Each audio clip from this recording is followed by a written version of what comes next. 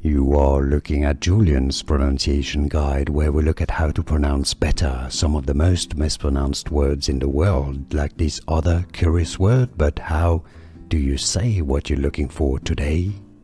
Let's learn how to pronounce the name of the Spanish motorcycle racer. If you want to learn more names of Spanish, from Spanish and motorcycling in particular, make sure to stay tuned. We've got tons more.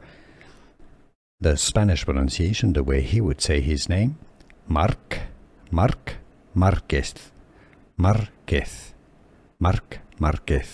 In English, it's generally pronounced as Marc Márquez, although really the Z at the end should be more of an S or a TH. Márquez or Marquez. Marc Márquez would be a bit more correct than Marc Márquez.